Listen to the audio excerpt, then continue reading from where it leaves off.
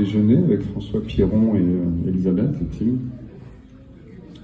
Et il s'agit donc d'écrire un texte sur le sida. Moi, je viens d'écrire 95, j'en ai un peu... c'est bon, ouais, ça va. Mais bon, je suis très heureux, évidemment, de cette proposition, donc on y va.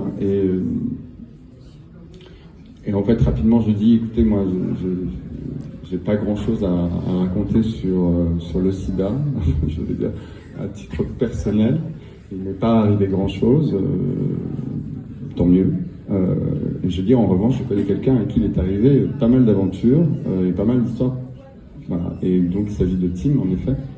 Donc Tim Blémy, parce qu'il sait que je vais écrire sur lui et ça le met mal à l'aise. Moi aussi, c'est un espèce de défi. Mais du coup, je crois que je suis le bon endroit pour en parler. Je suis un peu concerné. Mais il ne m'est rien arrivé. Et du coup, je commence par raconter la mort du petit ami de Tim à l'époque, donc il s'appelle Christopher, il est canadien, il meurt à 31 ans. Il vivait à Paris avec Tim, et puis tous les deux étaient très malades, donc ils ne pouvaient plus habiter ensemble parce que deux personnes très très malades dans 20 mètres carrés, ça ne marche pas. Donc il est dans un premier temps, Christopher hébergé par une amie, et puis ensuite il rentre chez lui, mourir dans sa chambre d'adolescent. Et d'une façon qui est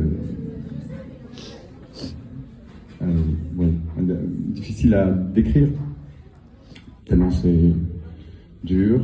Et donc, comment écrire ça? Eh bien, en fait, il faut... comment j'ai fait moi, hein. Je ne vais pas dire comment il faut faire, mais comment moi j'ai fait. Je me suis mis en retraite. Je pense que c'est ça d'abord. Il n'y a pas de jeu, il n'y a qu'un tu. Et moi, il n'y a pas de place pour moi dans ce texte-là. Enfin, si, mais je dois me soustraire le plus vite possible et manipuler tout ça avec beaucoup de délicatesse, donc être à distance de l'objet et en même temps avoir une précision ultime. Il faut enchaîner tous les points de description, n'en oublier aucun, quoi. En termes de symptômes, en termes de chronologie, d'effets secondaires, de médicaments, être très précis et sans effet de style surtout. Ne surtout pas faire de manière... C'est ça qui... Tu vois, je crois que le bateau, ça empêche, plus il y en a, plus ça dégouline, et donc ça met le lecteur, ça tient le lecteur à distance.